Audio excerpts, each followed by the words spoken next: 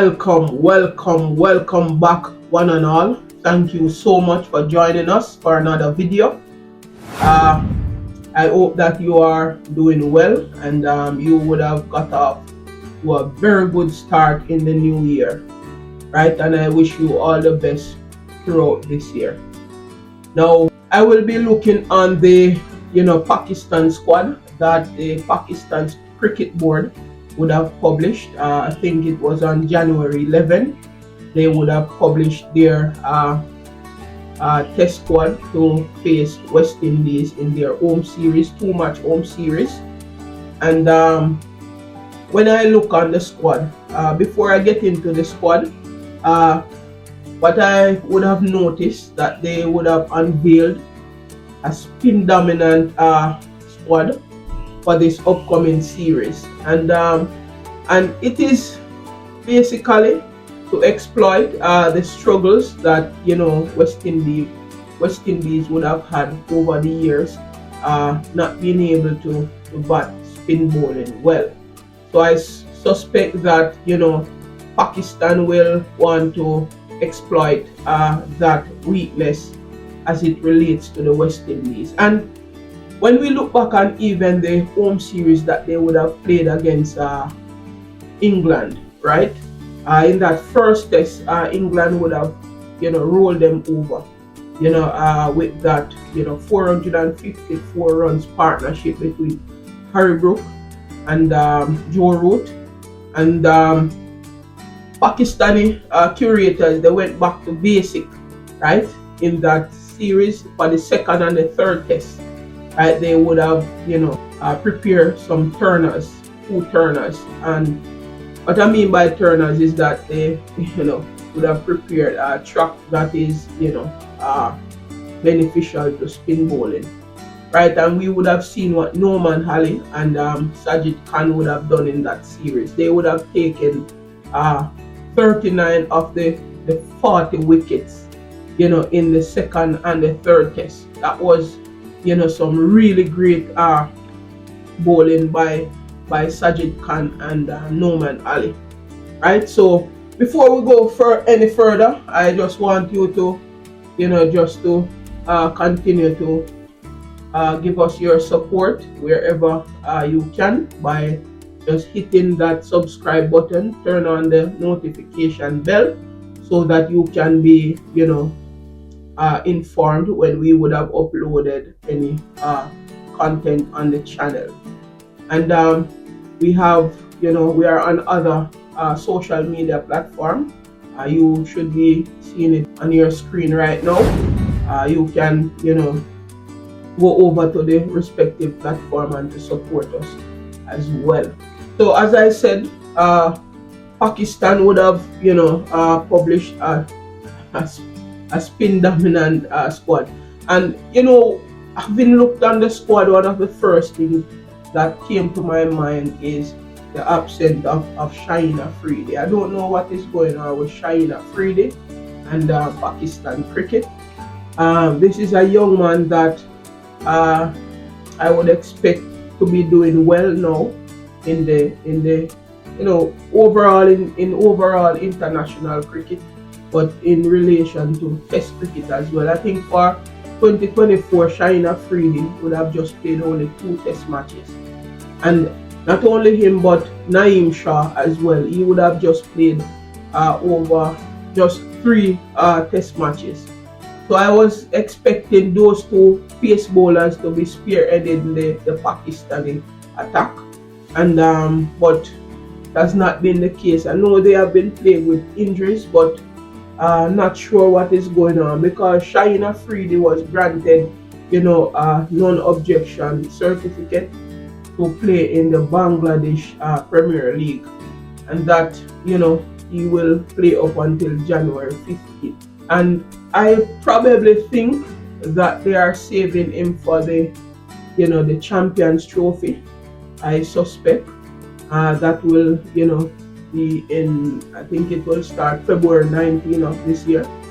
So I'm not sure what is going on, but they would have published a squad, and they would have rested their pace bowling quartet that would have been that would have played against South Africa.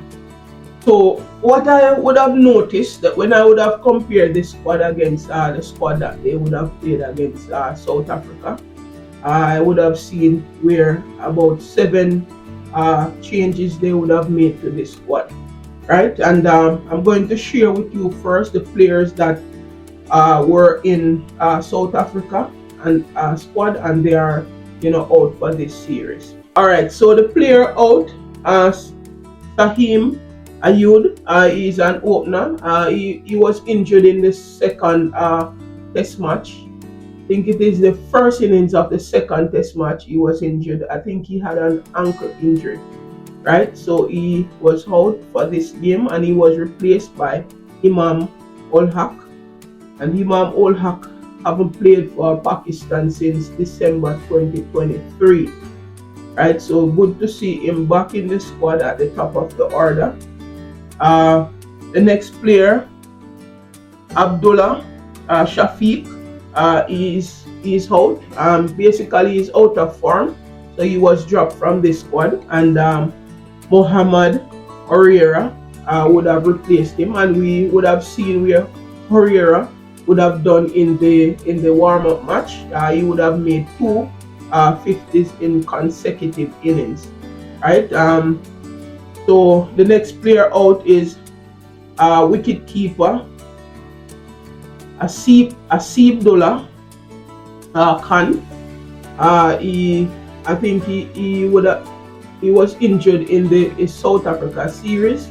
I think the webbing is between his thumb and his index finger. He would have torn that, and so he is replaced by uncapped player Raheel Nazir. And we know that this player was the captain of the under-19 Pakistani team, and so good to see him. He's also a wicket-keeper batter, so he has replaced Asibullah Khan in the lineup. And so as I said before, Pakistan would have rested their pace quartet that would have played against South Africa, and Mohamed Abbas. And Abbas was really good in South Africa. He would have taken 10 wickets in that series, and so he was rested. That is the news coming out of Pakistan, that these 4 bowlers would have been rested, and I suspect they are resting these bowlers for the champion trophy coming up next month, right? So Mohamed Abbas would have been rested, and mystery spinner Abrar Ahmed would have come in, and he's a leg spinner, and we will see how he will go up against the West Indians. And Amir Jamal would have been left out. He was rested, and in come Mohamed Ali returned to the squad. Amir Jamal would have done fairly well in South Africa. He would have taken 2 wickets in that series, and he would have gotten a few runs. He would have scored 34 in the second innings of the second test, and he would have made 28 in the first innings of the first test against South Africa. So Amir would have been rested, as I said, and Mohamed Ali would have joined the squad to give some depth to the bowling attack.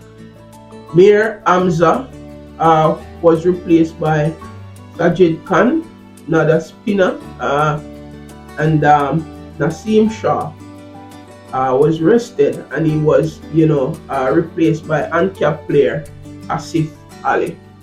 Right, so those are the players out and the players in. So in terms of the squad, the batters for the Pakistan team include captain Shan Masood, Babar Azam, Imam Olak, Mohamed Herrera, Saad Shakil, and the wicket keepers are Mohamed Rizwan, Rohil Nazir. The all-rounders are Salman Aga or Aga,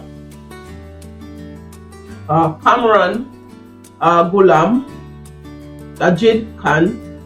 The bowlers include Abrar Ahmed, Hiram Shazad, Muhammad Ali, and Noman Ali, as well as Asif Ali. So I'm going to look on a few players that would have played against South Africa in that last series. Shan Masood, the captain, he would have found a little bit of form in that second test against South Africa. South Africa would have made 615 in that first innings in the second test, and they would have bundled out the Pakistani for 194, right? And they would have enforced the follow on, and in that second innings, Shan Masood would have scored a brilliant 145, right? So I'm sure he has some confidence going into this game, having done that, would have made that big 100 in that second innings, even though South Africa would have won the match by 10 wickets. But that would have, he would have had some confidence, going into this game against West Indies. In terms of Babar Azam, he would have found some form in that series. In fact, he would have made 3 half centuries on the trot. Right, in the second innings of the first game, he would have made an even 50. In the first innings of the second match, he would have made 58, and then he would have scored 81 in the second innings of the second match. Right, so Babar Azam, I think, will be going into this game with some confidence, having been scoring some runs for Pakistan lately. In terms of Imam Olak, as I said, he has not played since December 2023. So let us see what he will bring to the table. Mohamed O'Hara, as I said, would have made 2 50s in the warm-up game. So I'm sure he has some confidence going into this game. Shakil was a bit inconsistent in the South Africa game. I think he would have made an 84 in the second innings of the first test, and that's the only sizable score that he would have made in that series. So we'll see what he will do. In terms of Mohamed Rizwan, he has not gotten a 50 in the South Africa series, but he would have made a couple 40s in that series as well. So we'll see what he will bring to the table in this series, right? Rohil, as I said, is an uncapped player. Rohil and Asif Ali, those two are uncapped players. So we will see what they will, if they would have gotten a chance in this series. Let's see what they will do. All-rounder Salman Aga or Aga, hope I'm pronouncing that name correctly. He was a bit inconsistent in the series as well. I think he would have gotten a 48 in the second innings of the second test, but other than that, he has not scored many runs. In terms of bowling, I think he did not bowl in the first test, but he did bowl in the second test, and he would have picked up 3 wickets for 148 from 38 overs. That's in the first innings of the second test, and in the second innings, he did not pick up a wicket, and he would have conceded 25 runs from 3 overs. Right, so it was an okay series for Salman. So hope that he will improve on his figures in this series. In terms of Ghulam, he would have made an half century, 54 to be exact, in the first innings of the first test against South Africa, and he did not get many runs after that. So he was, very inconsistent in that series as well, similar to Salman Aga. Let's move on to Sajid Khan. Sajid Khan did not play in the South Africa series. He was dropped from the squad. But what I can remember was that series against England at home, where he and Norman Ali, they were excellent in that series. As I said earlier, when in the second and the third test match against England, they would have picked up together. They would have picked up 39 wickets. Norman Ali would have picked up 20, and Sajid Khan would have picked up 19. Right? In total, 39 of the 40 available wickets they would have picked up. And in that series, Sajid Khan would have taken 4 and also 2 So he was excellent in that series, and that series was played at home. So I expect the very same from both spinners, Norman Ali and Sajid Khan. And they also included Abrar in that lineup as well. Abrar is a leg spinner, so, and he bowls googly. So I really interested to see how West Indies will match up against these spinners. And I know that West Indies have issues batting to spin bowling, and the fact that they have been, they are going to Pakistan, in fact, West Indies have not toured Pakistan for a test series since 2006. And I don't think any of these players would have been playing 2006. So I don't think none of them would have had, experience batting in Pakistan in test matches. They would have gone there for ODIs and T20s, but not for test matches. Right? And we know that test match, that is the reason why it will test every aspect of your game, right? Your mentality, your physicality, and I mean, so I hope that West Indies will have a good plan going into Pakistan. This will be our last series in this World Test Championship cycle, and we want to end it with a win. Even though the odds are against us, we still can do what we did in Brisbane against Australia. We can perform again similar to that, and we believe here in the West Indies. So the other bowler I will be looking on is Kiram Shazad. He was fairly good against South Africa. He would have taken 5 wickets in that series. He was, behind Abbas. He would have taken Abbas would have taken 10 wickets. He would have been the second most wicket taker with 5 wickets in that series. Mohamed Ali would have, been included or make a return to the squad. He will add some depth to the pace lineup. So he was included at the expense of Amir Jamal, who would have been rested for this series. Alright, so we will see what will happen, and I think it is a well balanced squad by Pakistan, even though they would have rested most of their top bowlers, but the batters are here, and it's evident that the curator would have prepared a turner, so there is no need for all these fast bowlers.